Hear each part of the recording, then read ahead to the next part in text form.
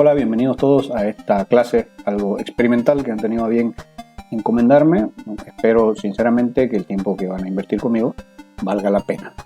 Juntos vamos a conocer en primer término los fundamentos, las definiciones básicas de esto que se llama gamificación o ludificación o gamification. E inmediatamente vamos a salirnos un poquito del margen y explorar las potencialidades, las posibles betas que se pudieran explotar de este conjunto de técnicas en los temas que a nosotros nos quitan el sueño, vale decir, procesos sociopolíticos, sociales, socioculturales, de formación de ciudadanía, de comunicación política, de participación ciudadana, etc. Comenzamos. En primer término me voy a presentar muy brevemente. Soy José Antonio Prado, de formación ingeniero de sonido, pero hace 15 años que ejerzo más bien de activista, ciudadano, de educador, de investigador y un poco de todo en el ámbito de la convivencia urbana. Estoy a cargo del programa de formación ciudadana del CEDURE, un centro de investigación, y estoy dirigiendo hace algunos años ya una iniciativa, una campaña de formación ciudadana de 10 años denominada Revolución Jigote, en la cual trabajamos con población sobre todo joven, pero no solo, y exploramos distintas metodologías de educación alternativa en torno a los temas de convivencia urbana. Bien, como les adelantaba, lo que vamos a hacer a lo largo de esta breve clase es explorar las potencialidades de adoptar este conjunto de técnicas denominado gamificación en las estrategias de comunicación política y formación ciudadana mínimamente. Para eso debemos comenzar por establecer este breve listado de herramientas, metodologías, enfoques que son a los que nos vamos a adscribir para el resto de esta charla, comenzando por las célebres TIC, las tecnologías de información y comunicación. Quien quiera navegar en las aguas de la gamificación tiene que dominar estas tecnologías. En segundo término está esta cosa tan rara, el UX y el UI, que en realidad no son algo tan complicado, sino básicamente el UX o UX es el User Experience, la experiencia que tiene el usuario, ¿no es cierto?, al usar un producto, un sistema, una herramienta que, aparte de que funcione bien, influye en su estado de ánimo. Es decir, una buena UX hace que el usuario no solo logre su cometido con eficiencia, sino que se sienta realizado, feliz y motivado. Complementario a esto de la UI es el User Interface, la interfaz de usuario, que es básicamente a través de qué se consigue la experiencia de usuario. Botones, imágenes, las ventanas, ¿no? Pues lo que uno ve y con lo que uno interactúa para conseguir esta experiencia de usuario. Brevemente les quiero mostrar cómo se define el diseñador de experiencia de usuario, un nuevo oficio, el UX Designer. Fíjense, entre las actividades que debe realizar un UX Designer es investigar a sus beneficiarios, sus clientes, sus usuarios. Tiene que saber evaluar indicadores, etcétera. Tiene que saber analizar datos. Tiene que dominar esta nueva disciplina que es la arquitectura de información. Y en general, fíjense, lo multifacético que se espera de un diseñador de experiencia de usuario. Deben tener conocimientos generales de psicología, sociología, antropología, tecnología, desarrollo de productos digitales, comunicación, marketing, negocios, ventas, diseño industrial y diseño gráfico. Es decir, todos unos personajes son estos UX designers. Esto de la experiencia de usuario está en el marco de un paradigma nuevo del diseño de soluciones, que es esto del diseño centrado en el ser humano, a diferencia del paradigma clásico, que es el del diseño enfocado en resultados. Quiero mostrar rápidamente tres definiciones que encontré en el blog de esta especialista, Andrea Cantú. La primera es la definición ISO, que habla de sistemas interactivos, que tienen que ser útiles, usables, etc., pero ya dice que se enfoca en sus usuarios, necesidades y requerimientos. La segunda definición que nos compila Andrea Cantú es la de Donald Norman, que define ya esto como un proceso que requiere una comprensión profunda de las personas. Esto ya nos resuena, ¿cierto? Comienza observando al futuro usuario y usa esas observaciones bien digeridas para determinar qué necesita ese usuario y luego realimentar ese proceso con el usuario hasta encontrar las soluciones, para que haya un win-win, que llaman los gringos, ¿no es cierto? Ganar, ganar. Y la tercera definición, que es la más simple pero es muy bonita, que es la de esta misma especialista, que dice que es la filosofía de creación de un producto o servicio que toma en cuenta desde la concepción y durante el desarrollo al usuario final. Todo el proceso de desarrollo está el usuario en el centro. Eso es lo importante. Por último, en esta nuestra maleta de herramientas para esta clase, tenemos el Octalysis, que es el nombre que le ha dado Yu-Kai Chou a su propuesta de metodología de aplicación de la gamificación. Él lo llama un framework, un marco, y que es el que vamos a adoptar y es el que yo he estado estudiando, pero aclarándoles que hay varios. Este es el que a mí me ha parecido el más intuitivo y me parece una buena puerta de entrada al mundo de la gamificación.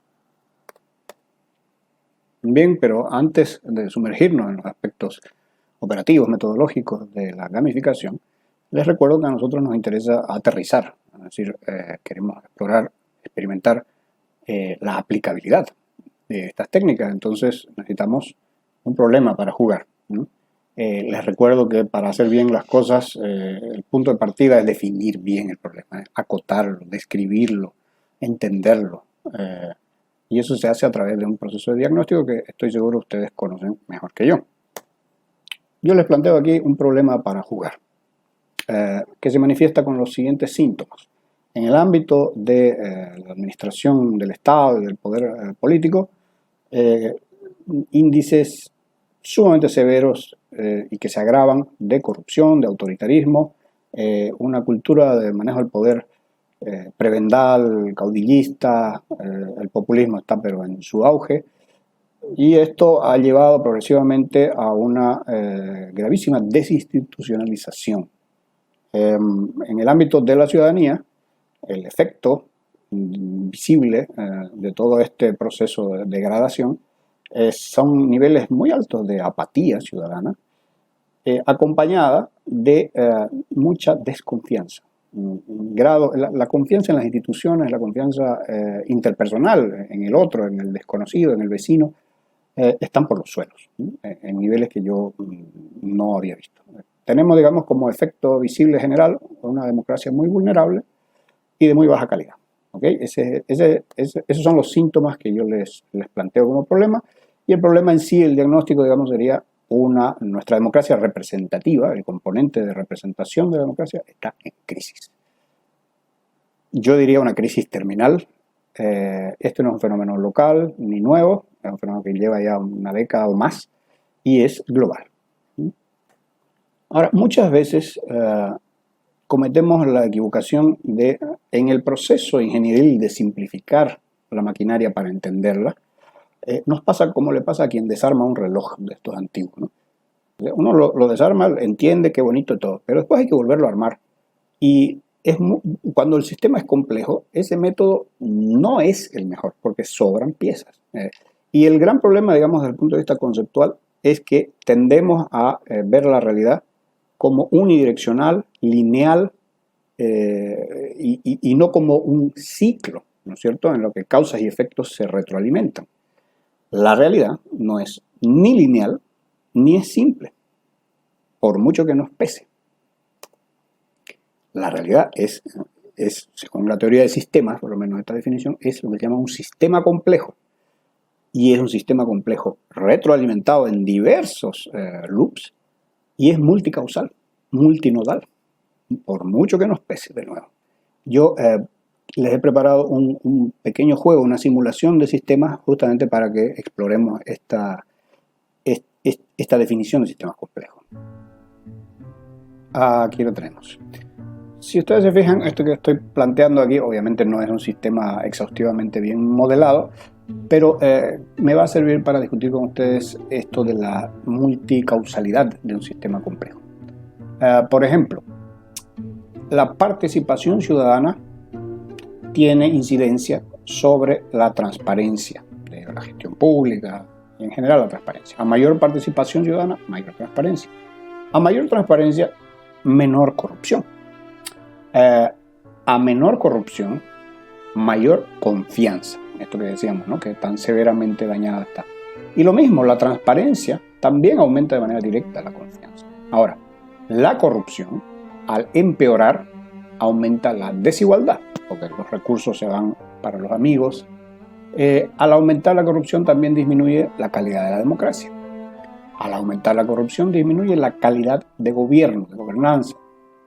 Y, como ya decíamos, disminuye la confianza general, ¿no? La cultura prebendalista, ¿qué efectos tiene?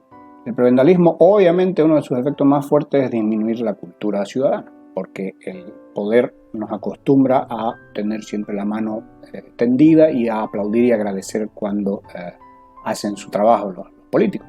Eso es prebendalismo puro. Entonces, a mayor prebendalismo, menor cultura ciudadana. Es antieducación. Lo mismo con la calidad del gobierno. Mientras más prebendalista, menor calidad tendrá el gobierno. Y la calidad de la democracia también disminuye a mayor cultura prebendal. He incluido aquí un factor que he definido como terraplanismo, en el que estoy englobando todas estas conspiranoias anti el negacionismo, el anticientificismo, la superstición, etc. Y el severo, grave efecto que tiene sobre, por ejemplo, la confianza. Es decir, si yo creo en teorías de la conspiración, obviamente dejo de confiar en, por ejemplo, la OMS me quiere matar y por eso no le voy a creer al comité científico del gobierno, ¿no? Porque creo en una conspiración y me tomo todo el dióxido de cloro. La confianza en sí misma, al disminuir, cede el paso al terraplanismo. Si yo no confío en el Estado, pues cualquier conspiración me la voy a creer. Es decir, el Estado quiere comerse a tu hijo, me la voy a creer, ¿no? Entonces, confianza y terraplanismo son un bucle realimentado muy, muy, muy severo, ¿no? Ahora, ¿qué pasa con la cultura ciudadana? Cuando aumenta el índice de cultura ciudadana, disminuye la apatía, ¿no es cierto? Porque quien entiende mejor cuál es su rol, se estimula, ¿no? Quien entiende la convivencia tiene ganas de hacer su parte, de participar, etc. Ahora, la participación en sí misma, salir a actuar, es profundamente pedagógico. Por lo tanto, a mayor participación hay mayor cultura ciudadana. Es un proceso educativo, ¿no? Y ya dijimos, la cultura ciudadana disminuye la apatía. La apatía es contraria a la participación.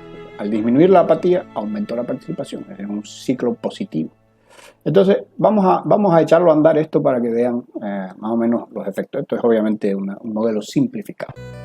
Vamos a comenzar con estimular, aumentar un poquito el nivel de terraplanismo y ver qué pasa. Entonces, se fijan, lo primero que hace es disminuir la confianza, que ya estaba bajita, confianza pública. Al disminuir la confianza, disminuye la calidad de la democracia, vuelve a aumentar el terraplanismo y aumenta la apatía. Con la apatía disminuye la participación, disminuye la transparencia, disminuye la cultura ciudadana. Fíjense cómo la corrupción y la desigualdad se van para arriba y fíjense cómo nuestro modelo ha colapsado. Esto es una democracia colapsada, ¿no? Probemos otro parámetro. ¿Qué pasa si más bien de alguna manera aumentamos el nivel de cultura ciudadana? Eso tiene una incidencia en la apatía y nos vamos en el sentido contrario. Fíjense cómo el círculo virtuoso inmediatamente modera los síntomas de una democracia enferma. Y tenemos en este caso un sistema virtuoso, funcional. Insisto, estos son modelos simplificados, pero creo que con esto me explico a qué me refería con esto de los sistemas complejos. Volvamos. Queda claro entonces a qué nos referimos cuando hablamos de un sistema multicausal y retroalimentado. La realidad se comporta así.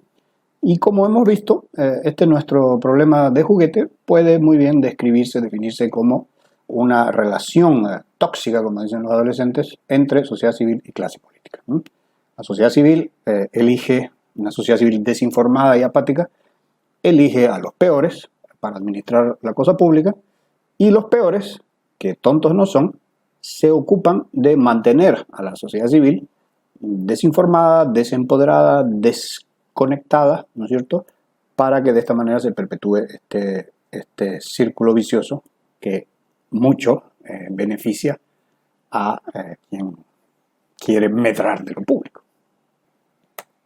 Para romper un círculo vicioso de estas características, ¿no?, dinámico y perverso, se necesita una fuerza externa.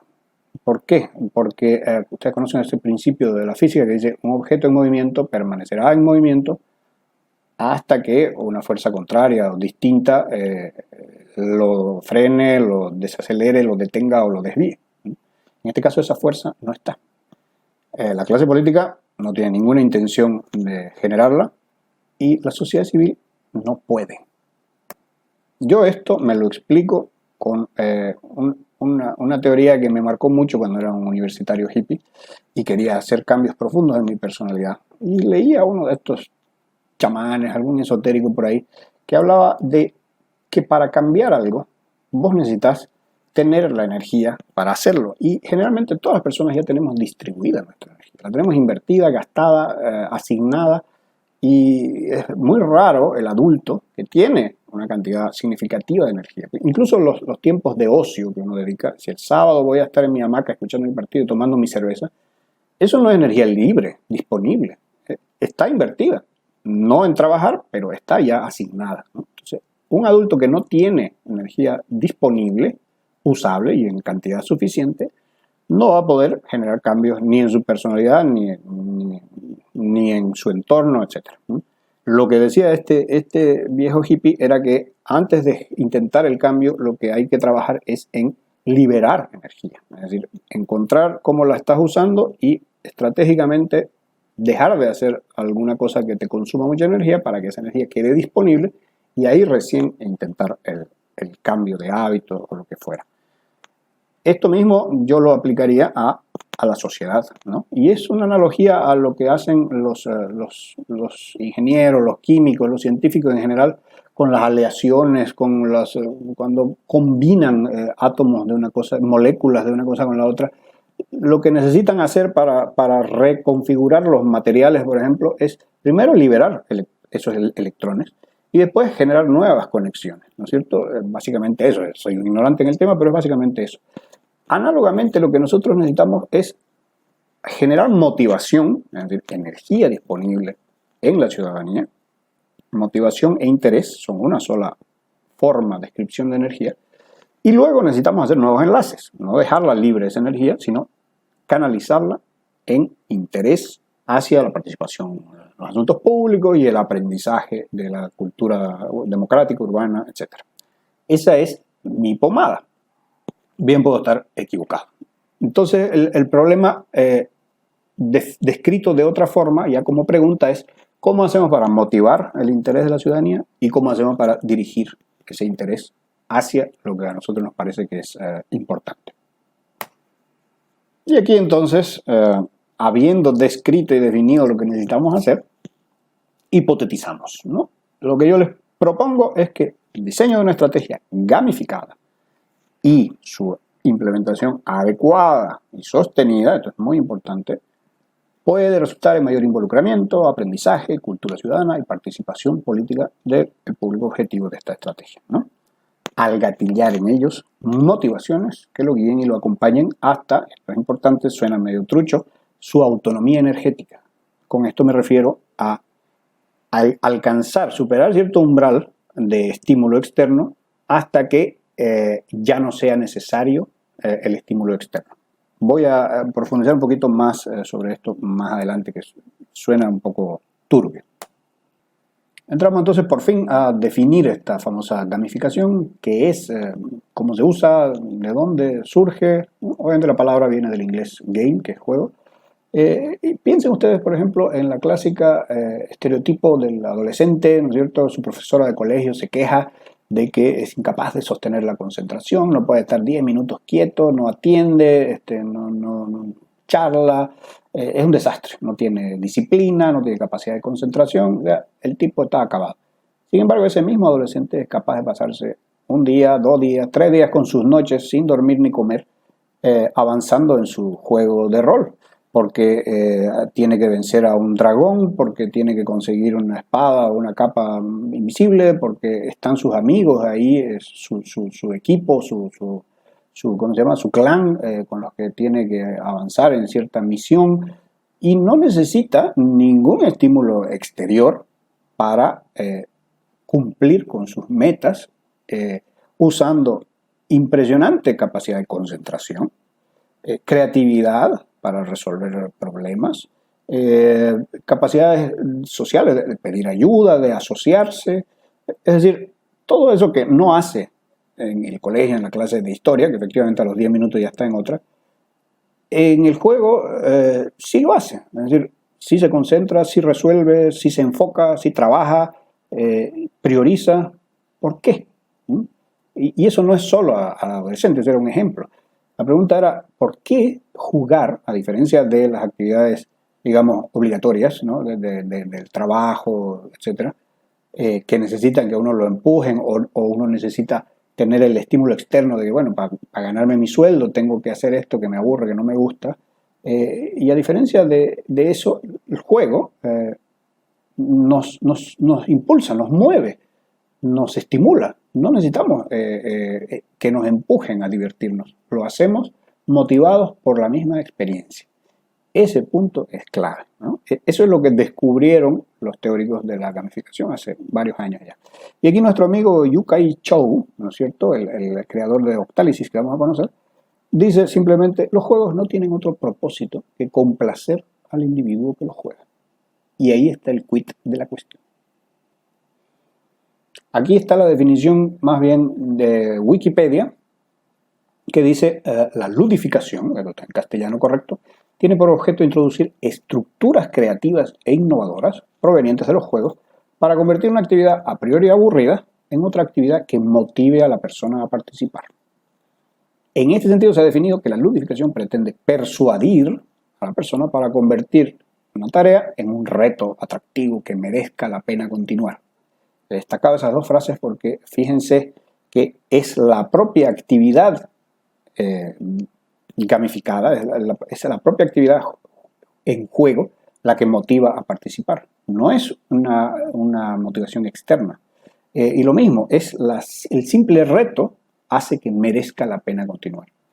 Esto es medular. Y si ustedes recuerdan, esto de la motivación a participar, esto de centrarse en la persona para que quiera continuar, para que se divierta, etcétera, etcétera, corresponde al diseño centrado en el ser humano. Yukai Chou, nuestro gurú, dice que el diseño centrado en el ser humano es un proceso que optimiza la motivación humana en un sistema en contraposición a la pura eficiencia. Es decir, que la metodología de gamificación corresponde a este tipo de diseño, centrado en el ser humano, centrado, enfocado en la motivación particularmente.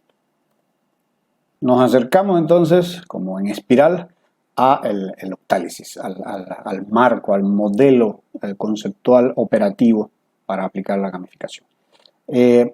Dos frasecitas de Yukai Chou, nuestro gurú de la gamificación, en un artículo que explica el proceso, cómo construyó este framework.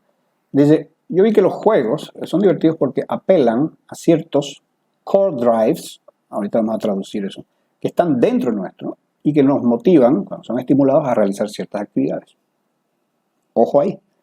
Y luego dice, también noté que los juegos que nos impulsan hacia adelante lo hacen de manera diferente, básicamente en dos extremos, ¿no? Algunas nos hacen sentir inspirados y empoderados, y otras nos impulsan de una manera manipuladora y obsesiva. ¿Ok? Importante esto. Ahora veamos un poquito de esto de los core drives.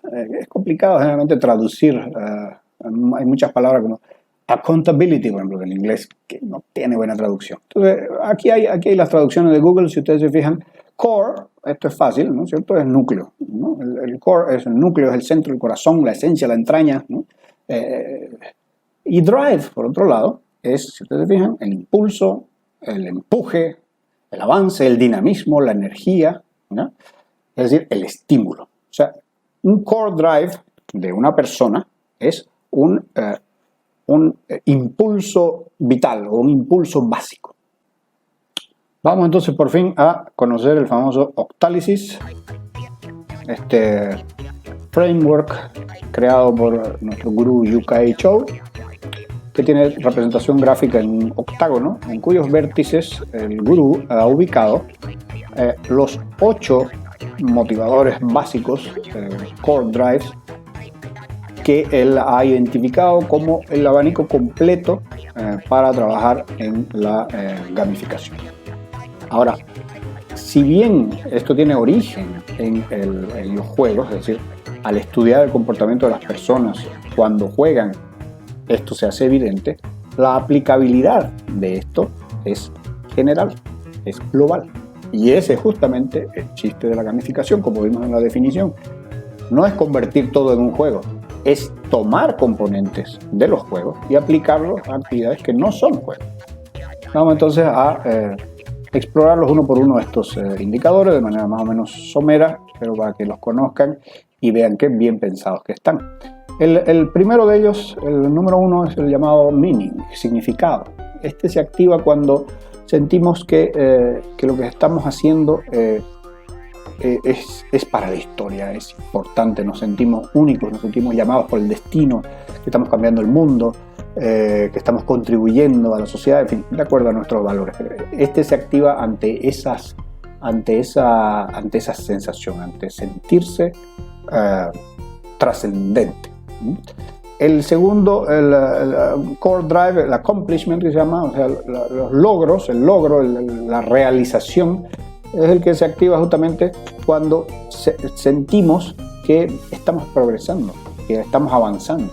Cuando logramos algo, nos dan ¿cómo se llama? Un premio, una medalla, unos puntos, subimos de nivel, cuando vemos la barra de progreso y nos sentimos que realmente estamos yendo a alguna parte, avance. Es cada uno de esos logros, nos motiva a seguir. Es el core drive número 2 de accomplishment, logro, realización. El tercero, que llaman someramente empowerment, en realidad se refiere, no es empoderamiento, sino es empoderamiento de la creatividad, el potenciamiento de la creatividad. Y el feedback, la respuesta, la realimentación a lo que haces, ¿no?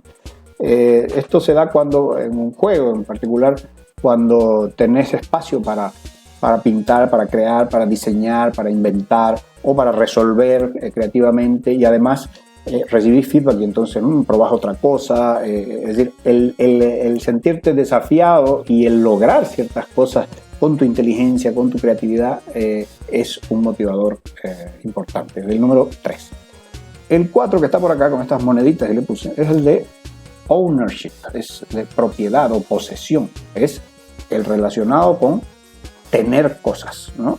Cuando uno en un juego, por ejemplo, tiene las botas que te hacen caminar más rápido, ¿no?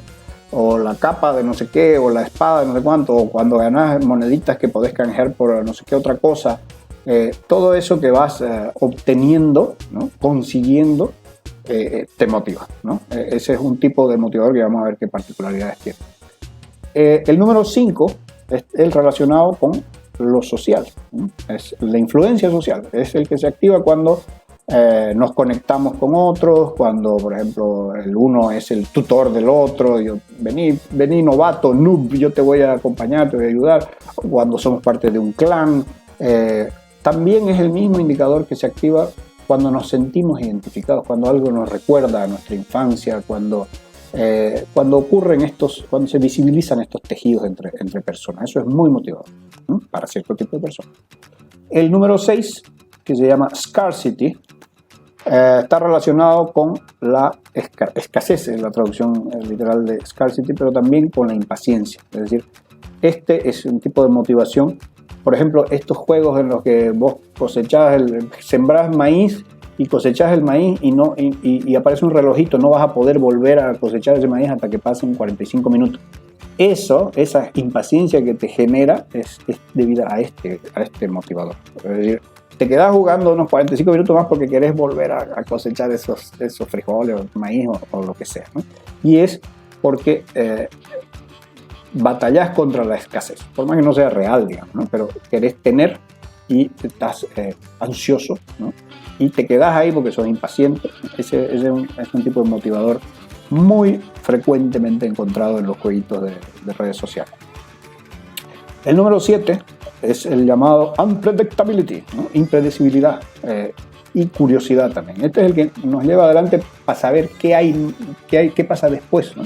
Un juego con una buena historia, una buena historia, te lleva para adelante, ¿no? Porque vos querés saber qué pasa más allá. Este es el mismo core drive que nos mueve a seguir leyendo un libro, a leer un libro y seguirlo.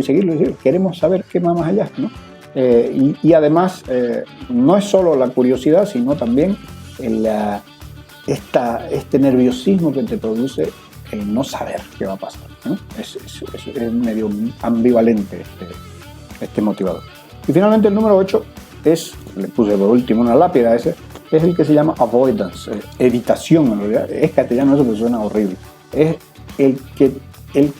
el motivador a evitar las pérdidas, perder lo que tenés, perder la vida de tu personaje, perder tus cosas, perder el avance. Por ejemplo, si no jugás 3 días, si no volvés a loguearte en el juego, entonces perdés toda tu experiencia, digamos, ¿no? Entonces eso te motiva a volver, angustiado, pero te motiva, ¿okay?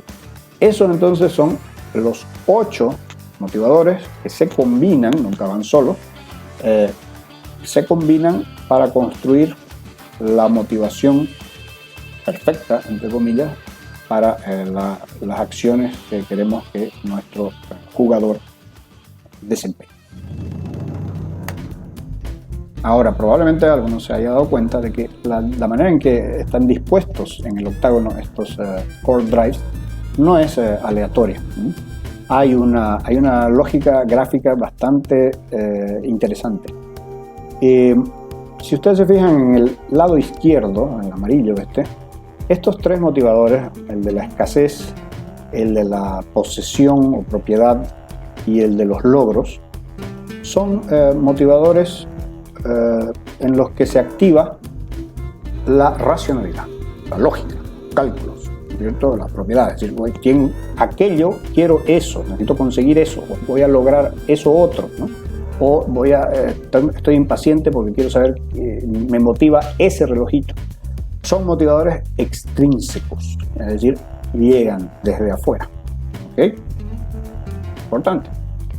Por otro lado, en el hemisferio rosadito, si nos fijamos en el Core Drive 3, creatividad, en el 5, socialización, y en el 7, curiosidad, estos son aspectos más bien, es como el hemisferio derecho del cerebro, ¿no?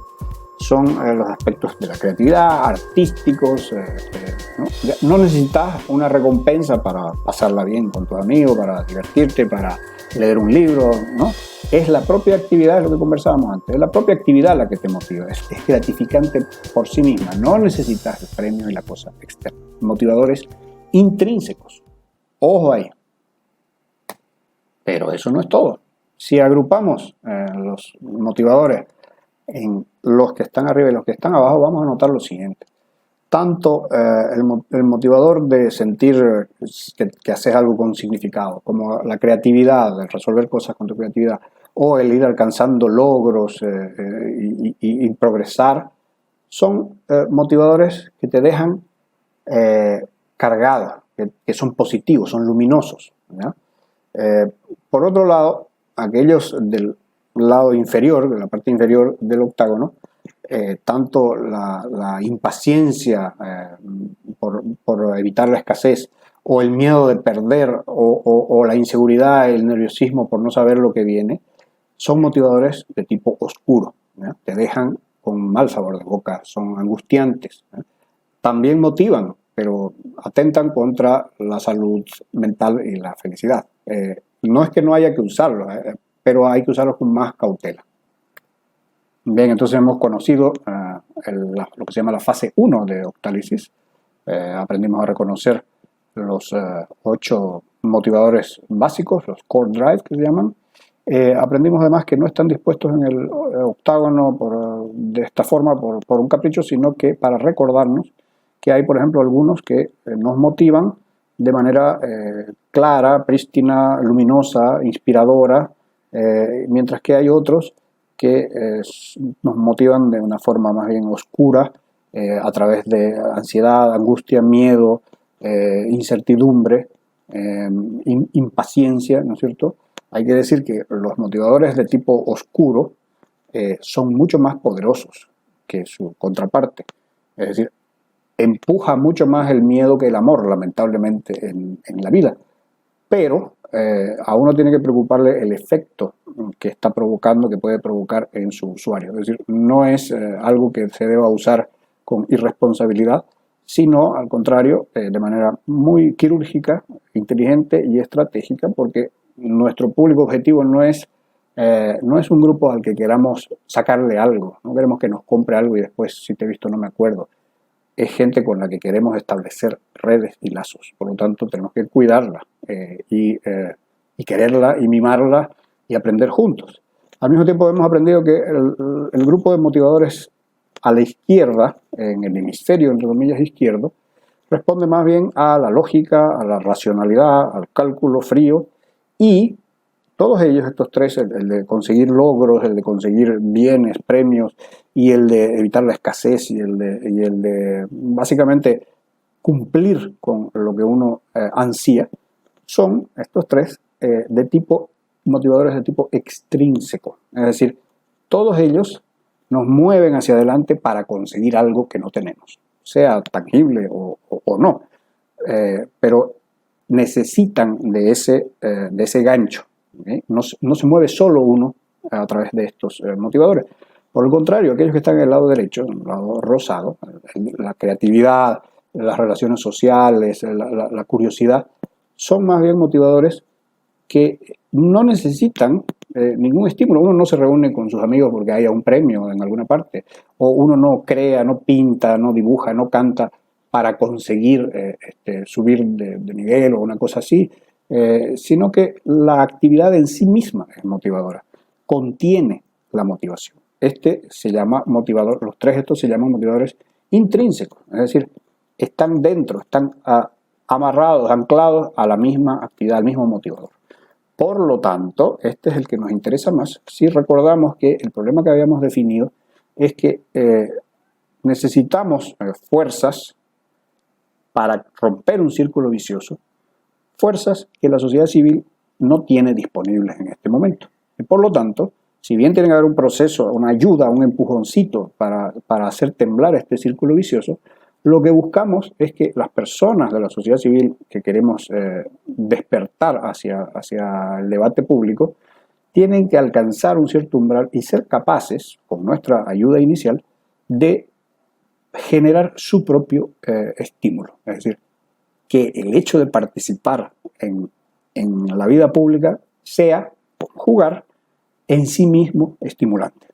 De esa manera, digamos, según mi hipótesis, estaríamos garantizando cierto grado de sostenibilidad de este esfuerzo. Y como sabemos, un proceso social, educativo, etcétera, si no se sostiene, se cae.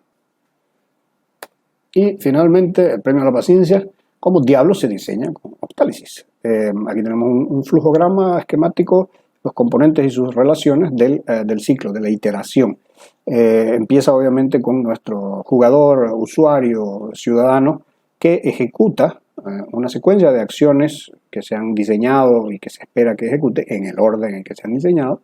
Al mismo tiempo, este jugador observa, se mantiene pendiente del componente llamado mecánica de feedback, que básicamente es aquel que le va dando información, estímulos, lo sitúa, le dice, por ejemplo, esta noche van a salir los lobos, ahí hay te muestra una cascada, te muestra que eso está brillando, ahí debe haber un tesoro, te dice el indicador de que tu energía está baja, te muestra cuánto te falta de experiencia para subir de nivel, te avisa que los de tu clan te han pedido auxilio, es decir, es todo aquello de la UI, de la interfaz de usuario, pensado con la lógica de UX, de la experiencia de usuario, para gatillar, para impulsarlo, motivarlo a seguir, ejecutar las acciones que se han pensado para alcanzar el objetivo.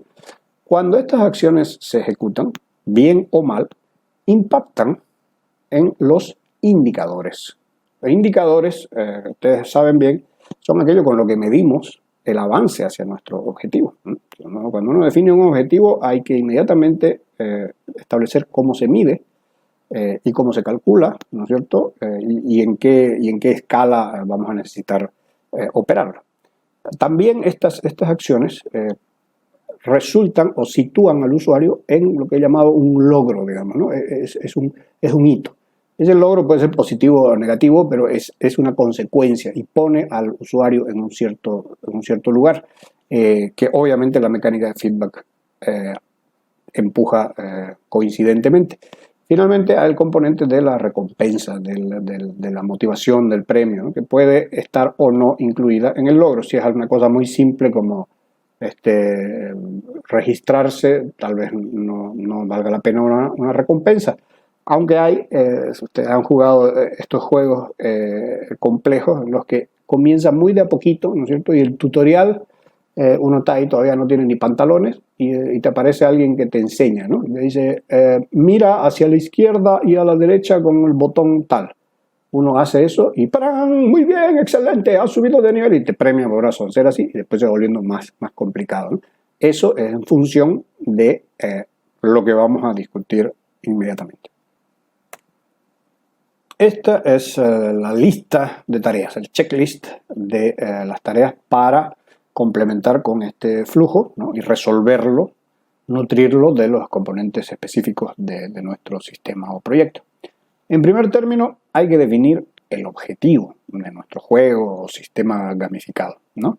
Recordemos que en nuestro caso nosotros teníamos como objetivo esto de generar autonomía energética en los usuarios, y siempre hay que, ya lo dije antes, hay que priorizar, ponderar, definir bien y acotarlo, ¿no es cierto?, para que sea realizable, medible y no quedes con la duda de si avanzaste o no de repente, ¿no? Eso pasa.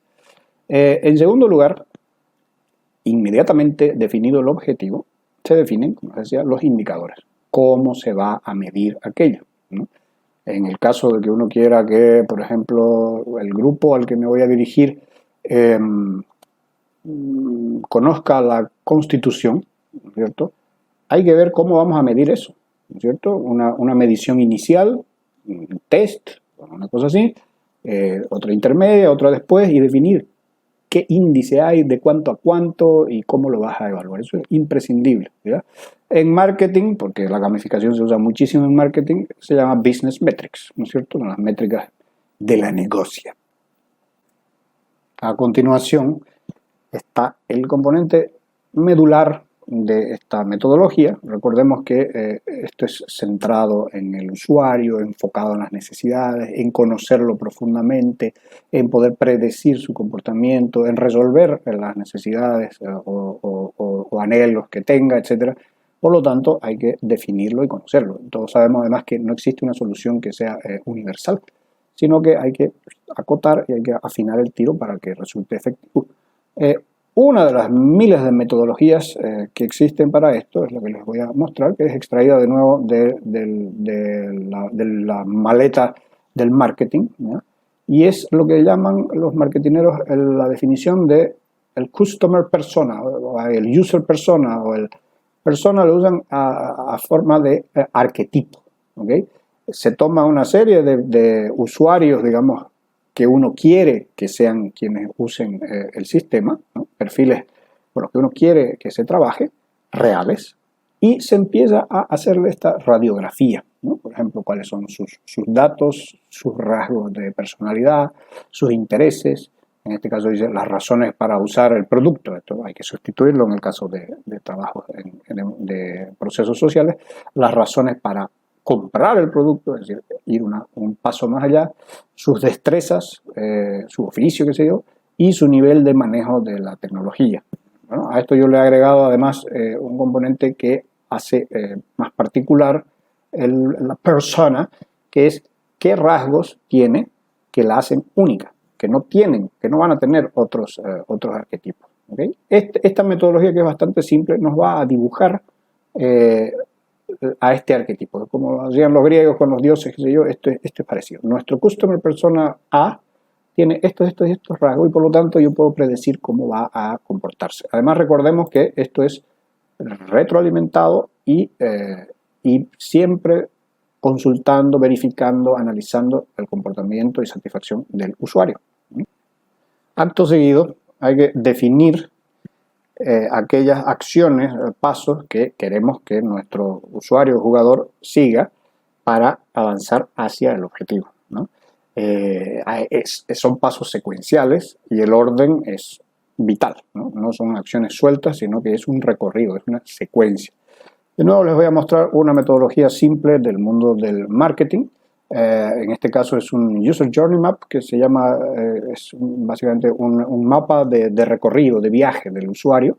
¿Ya? Y aquí el caso es de la compra de pasajes de avión, ¿no? Y los pasos son estos. Lo primero es la detección de la necesidad, ¿no? Necesito una vacación. Lo segundo que tiene que hacer es investigar destinos. Lo tercero que esperamos que haga es investigar aerolíneas. Lo cuarto que queremos que haga es investigar el vuelo. Lo quinto es elegir el vuelo. Lo sexto es elegir si tiene que pagar extra por peso de más o si quiere comprar un tenedor, etc. Después vienen todas las cosas, esto no sé exactamente qué es. Luego se espera que agregue, añada la información del pasajero.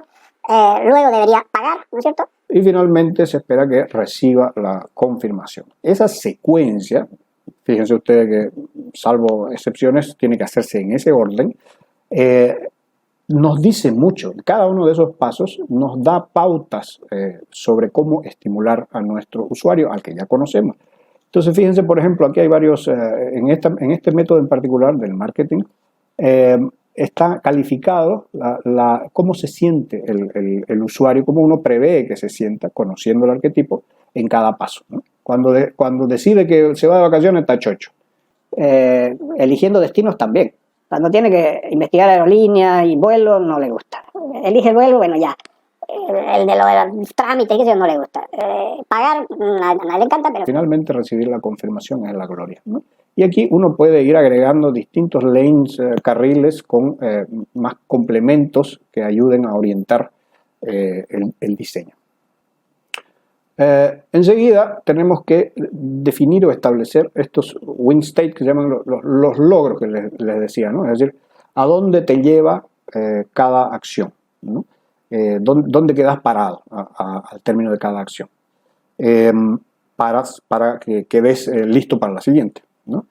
Enseguida lo que corresponde entonces es definir, diseñar aquello que hemos llamado mecánica de feedback. Aquí hay mucho arte involucrado y obviamente hay muchas posibilidades según aquello con lo que contemos y cuál sea la forma que le estamos dando a nuestro sistema, ¿no? Puede ser un juego, y si es un juego puede ser un juego de rol o una granja de no sé qué. Hay un abanico inmenso que tenemos que definir, ¿no es cierto?, en función de nuestros objetivos, de nuestro estilo, de nuestras capacidades, de nuestro capital, etc. Pero básicamente lo que tenemos que hacer aquí, y aquí es donde entra en funcionamiento en parte el Octalysis, es conociendo a nuestro arquetipo, sus características, fortalezas, debilidades, temperamentos, sus destrezas, su ideología, etc. Y sabiendo cómo responde a A o B, acuérdense que hay que hacer seguimiento y trabajar con el usuario, nosotros podemos insertar, incluir en nuestro feedback, en nuestra máquina de feedback, digamos, incluir los gatilladores que estimulen los core drives, los motivadores básicos de esa persona que tiene más adormecidos, o los que va a necesitar y que no es capaz de generar. Una persona que es antisocial, digamos, que no es buena para relacionarse con los demás, o que se pone nerviosa cuando le piden que sea creativo, etcétera, etcétera, hay que justamente, usando el Octalysis, ¿no es cierto?, complementar aquello que le falta a esa persona. Si yo sé que en cierto momento esa persona se va a aburrir porque no le va a gustar esto o lo otro, entonces yo le tengo que dar algo de lo que le gusta en el momento preciso.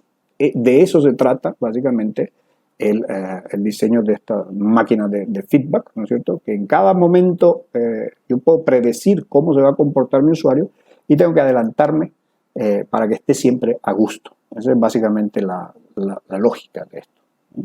Obviamente, parte de este bloque, que es la mecánica de feedback que acabamos de discutir, es definir con qué gatillos va a operar esa mecánica de feedback.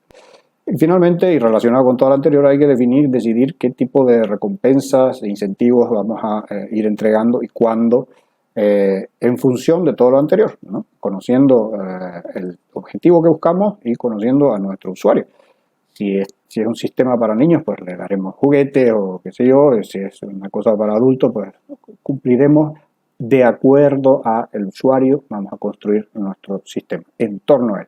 Obviamente, lo más inteligente, en mi criterio, es recompensar con elementos que lo motiven a seguir y le sirvan para avanzar. Es decir, por ejemplo, en un juego, cuando logras alguna misión y lo que te dan es te dicen, a partir de ahora, gracias a esta misión, vas a ganar el 10% más de los tesoros que encontré. Ese premio es mucho mejor que otros, porque ese te mejora la experiencia, te vuelve más poderoso, ¿no? Y te da ganas de seguir, porque ahora vas a recoger más oro. Es bastante inteligente, ¿no es cierto? Bien, les voy a dar una pequeña miradita, así solo para que se antojen, de la fase 2 y también de la fase 3 de Octalysis. No vamos a desarrollarla, pero es bien interesante. Yo les digo, lleva hasta la fase 5 de Octalysis, se va poniendo sofisticado y muy intrincado. Les quiero mostrar esto porque la verdad es que es bien importante. En primer lugar, está el criterio de las fases, es decir, cuando uno, por ejemplo, encara o aborda o conoce un juego nuevo, si uno es gamer, digamos, tu experiencia no es todo el tiempo igual. Hay fases, ¿no?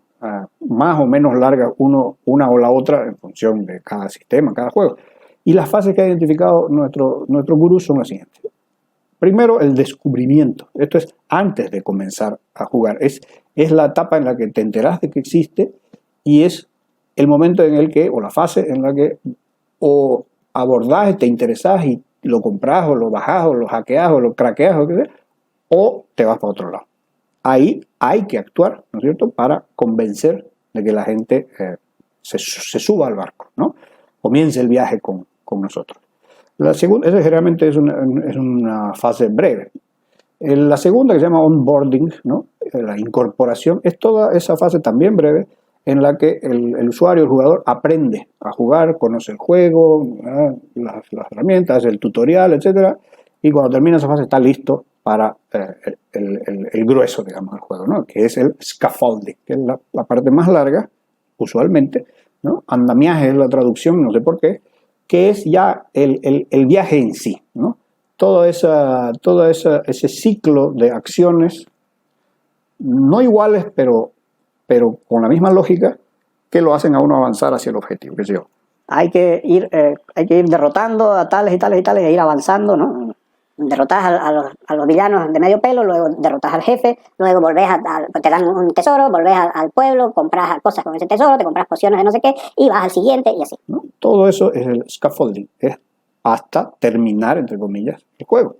Pero ocurre que la fase de terminar el juego no necesariamente es el cierre y la despedida. El ideal es que no lo sea. El endgame, que es esta fase final, busca retener a ese usuario, a ese jugador, a ese veterano, le dice, a ese ciudadano, en fin. Es decir, por ejemplo, Age of Empires, ¿no? Uno en los años 90 lo descubrió, lo jugó y lo sigue jugando 20 años después, siendo que ya lo acabó, ya lo conoció, pero por alguna razón, es un juego interesante, uno persiste y lo convierte parte de su vida, ¿sí?, por decir una cosa. Entonces, en estas 4 fases de ese proceso de intercambio, de interacción con el usuario, para cada fase hay que hacer un Octalysis. Es decir, en la fase de descubrimiento, nuestro arquetipo, nuestra persona, hay que estimularla con A, B o C cosas para que se anime. Luego, cuando está adentro ya, hay que, de acuerdo a su temperamento, carácter, forma de ser, necesidades, ganas, lo que sea, hay que llevarlo para que le interese aprender y llegue a la siguiente fase. Luego, por ejemplo, si es una persona que se aburre muy rápido, qué sé yo, entonces en la fase de scaffolding hay que darle mucha sorpresa, incertidumbre, es decir, hay que compensar siempre aquellas debilidades o carencias o contrapesos, digamos, que nos haya revelado su perfil, ¿no? Y lo mismo en el endgame, es decir, para cada fase uno actúa, reacciona de manera distinta y por lo tanto tu sistema, tu juego, tu solución, tu estrategia va a tener que actuar, reaccionar ante el usuario de forma distinta. Aquí se ve, por ejemplo, gráficamente que a este personaje, a este user persona, son muy distintas el comportamiento de nuestro sistema o del juego para cada fase del proceso de interacción. Hay que quedar claro. Esta ya es la fase 3, que consiste en diseñar para distintos arquetipos simultáneamente. Este tipo de jugadores es un teórico del juego, de la teoría del juego, no me acuerdo su nombre, pero él definió que existen 4 tipos de jugadores, esto es para gamers: los que buscan logros, los que les gusta explorar, los que les gusta socializar y los killers, los que les gusta matar y destruir, ¿no? Entonces, cada uno de ellos se comporta distinto en cada una de las etapas. Por lo tanto, hay que hacer una matriz de Octalysis y arreglárselas para diseñar el juego y el feedback y todo, para que todos ellos encuentren lo que buscan y tengan una buena experiencia de usuario. Ahora les voy a dar un desafío para despedirnos. Tienen 2 opciones, ¿ya? No quiero torturarlos, quiero que se diviertan. Esto es parte de la gamificación. Tienen 2 opciones para elegir. Una es la opción amateur, que tiene como recompensa un collarcito de cuentas de vidrio, y la otra es la opción William Wallace, para osados, que tiene todas estas gemas valiosísimas de recompensa. La opción A, la tímida, consiste en lo siguiente: usando obviamente el octágono, el Octalysis, analicen y grafiquen el perfil, o sea, el Octalysis de Facebook, de Twitter, de Candy Crush y de un cuarto producto a elección. No tiene que ser necesariamente un juego o una red social, algún otro producto a elección. Y luego un parrafito o 2 explican qué diferencias encontraron, qué aprendieron de esa comparación. Y en el caso de William Wallace, de lo que se trata es diseñar completa, con todos los pasos que hemos explorado, una estrategia Octalysis, eso sí, de una sola fase, ¿ya? Pero para un problema concreto, un público concreto y una meta concretos, que tienen que estar definidos, ¿okay? Elijan, diviértanse y muchas gracias por su tiempo, atención y paciencia. Espero que haya valido la pena. Abrazos.